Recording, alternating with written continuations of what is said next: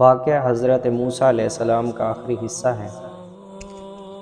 حضرت ابن عباس رضی اللہ عنہ اور دیگر کئی بزرگ فرماتے ہیں کہ بنی اسرائیل میں ایک بہت مالدار بوڑھا تھا جس کے بھتیجے اس کی موت کے متمنی تھے تاکہ وہ وارث بن جائے، لہٰذا ایک نے اسے قتل کر ڈالا اور اس کی لاش پھینک دی۔ لوگوں کو صبح پتہ چلا تو قاتل کی تلاش شروع ہوئی مگر کچھ علم نہ ہو سکا۔ لوگ حضرت موسیٰ علیہ السلام کے پاس آئے تو آپ علیہ السلام نے اللہ تعالیٰ سے دعا کی، جس پر اللہ نے حکم فرمایا کہ ایک گائے ذبح کریں۔ قرآن کریم میں اس واقعے کو یوں بیان کیا گیا ہے: اور جب موسیٰ نے اپنی قوم کے لوگوں سے کہا کہ اللہ تم کو حکم دیتا ہے کہ ایک بیل ذبح کرو، تو وہ بولے کیا تم ہم سے مذاق کرتے ہو؟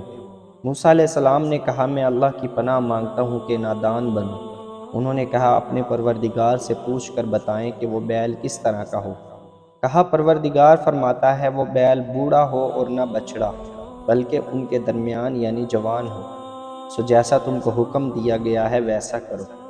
انہوں نے کہا اپنے پروردگار سے پوچھ کر بتائیے کہ اس کا رنگ کیسا ہو۔ موسیٰ علیہ السلام نے کہا پروردگار فرماتا ہے کہ اس کا رنگ گہرا زرد ہو کہ دیکھنے والوں کے دل کو خوش کر دیتا ہو۔ انہوں نے کہا پروردگار سے پھر درخواست کیجئے کہ ہم کو بتا دے کہ وہ اور کس طرح کا ہو، کیونکہ بہت سے بیل ہم ایک دوسرے کے مشابہ معلوم ہوتے ہیں۔ پھر اللہ نے چاہا تو ہمیں ٹھیک بات معلوم ہو جائے گی۔ موسیٰ علیہ السلام نے کہا کہ اللہ فرماتا ہے کہ وہ بیل کام میں لگا ہوا نہ ہو، زمین جوتتا ہو اور نہ ہی کھیتی کو پانی دیتا ہو، اس میں کسی طرح کے داغ نہ ہو۔ غرض بڑی مشکل سے انہوں نے اس بیل کو ذبح کیا تو ہم نے کہا کہ اس بیل کا کوئی سا ٹکڑا مقتول کو مارو۔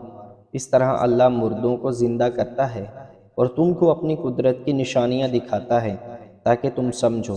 اللہ کے حکم کے مطابق گائے کے گوشت کا حصہ مقتول کے جسم سے ملایا گیا تو وہ زندہ ہو کر کھڑا ہو گیا، اس کی رگوں سے خون بہہ رہا تھا۔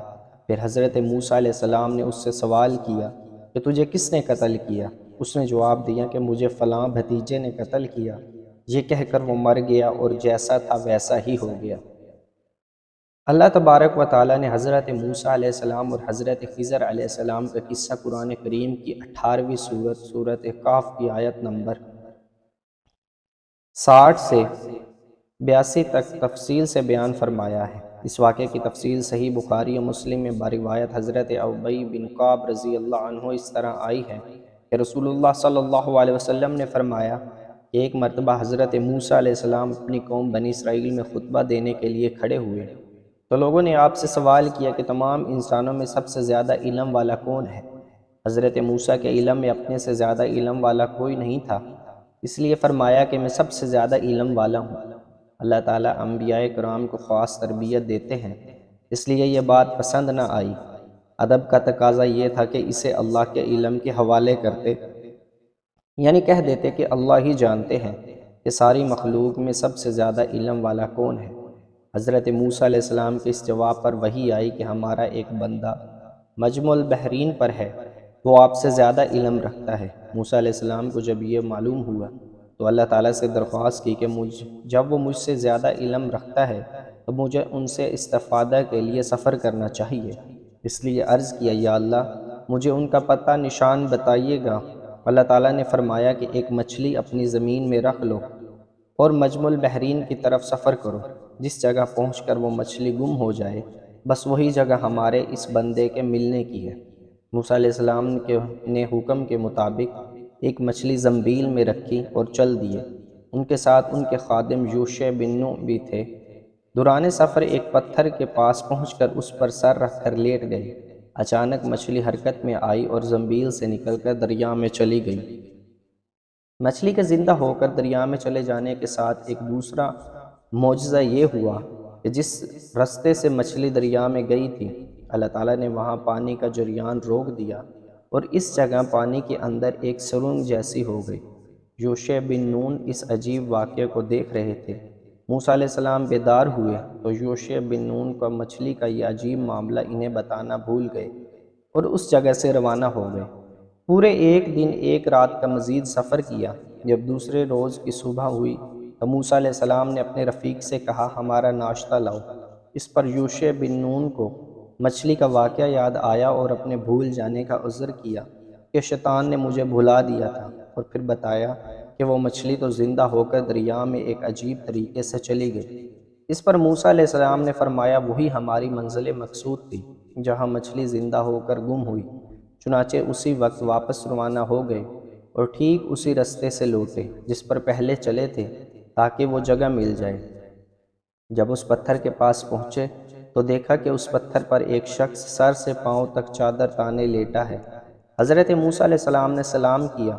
حضرت خضر علیہ السلام نے کہا اس غیر آباد جنگل میں سلام کہاں سے آ گیا؟ اس پر موسیٰ علیہ السلام نے کہا کہ میں موسیٰ ہوں۔ تو حضرت خضر علیہ السلام نے سوال کیا موسیٰ بن اسرائیل؟ آپ نے جواب دیا ہاں موسیٰ بن اسرائیل، اس لیے آیا ہوں کہ مجھے وہ خاص علم سکھا دیں جو اللہ نے آپ کو دیا ہے۔ حضرت خضر علیہ السلام نے کہا کہ آپ علیہ السلام میرے ساتھ صبر نہیں کر سکیں گے۔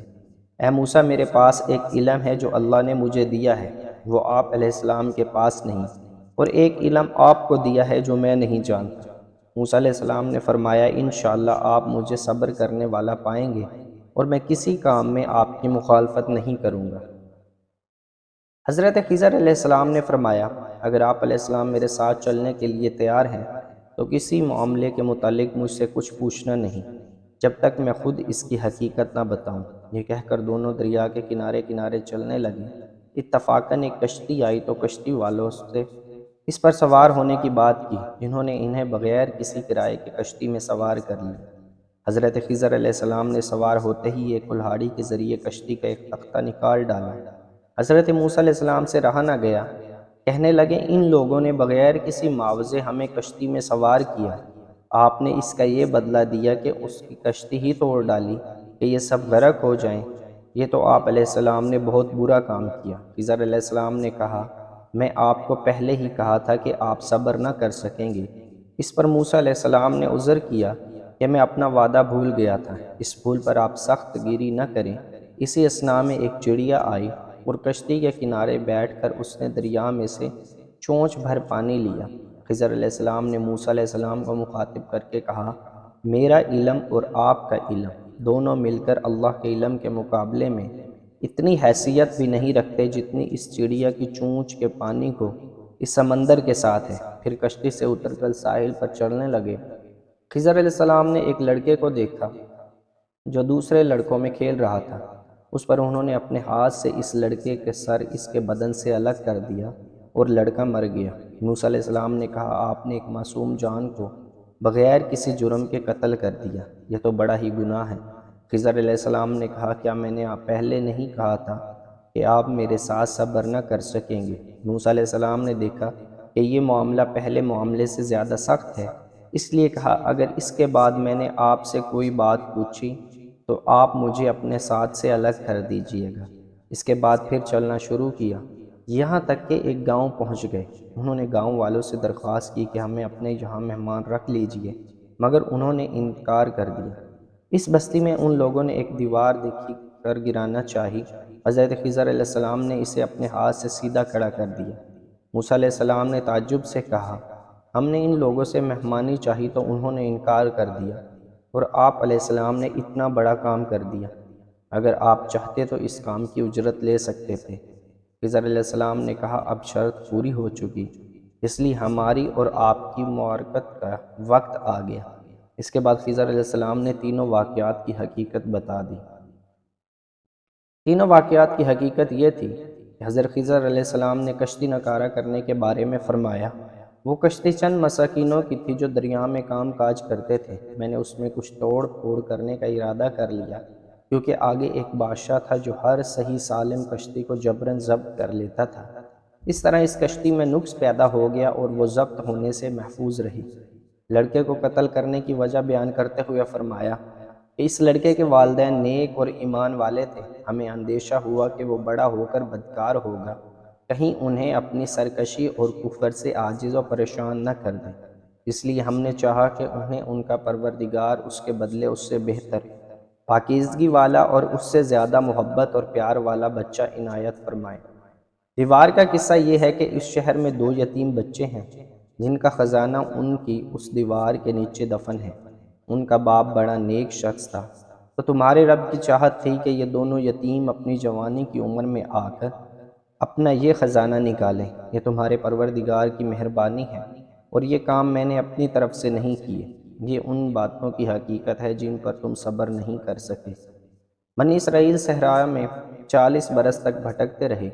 اس کھلے میدان سے نکلنے کے لیے صبح سے شام تک روزانہ سفر کرتے، لیکن شام کو اسی جگہ موجود ہوتے جہاں سے صبح چلے تھے۔ حضرت موسیٰ علیہ السلام اور حضرت ہارون علیہ السلام بھی ساتھ تھے۔ ایک دن صحرا میں غور نامی پہاڑ پر پہنچے تو حضرت ہارون علیہ السلام کا انتقال ہو گیا اور انہیں وہیں دفن کر دیا گیا۔ 120 برس کی عمر میں حضرت موسیٰ علیہ السلام کا بھی انتقال ہو گیا۔ بنی اسرائیل کے سب لوگ بھی مر کھپ گئے۔ بنی اسرائیل کی اولاد اور حضرت یوشع بن نون علیہ السلام اور حضرت کالب علیہ السلام باقی بچ گئے۔ 40 برس کی مدت پوری ہونے کے بعد اللہ کے حکم سے حضرت یوشع بن نون علیہ السلام کی قیادت میں بنی اسرائیل شام اور بیت المقدس میں داخل ہوئے۔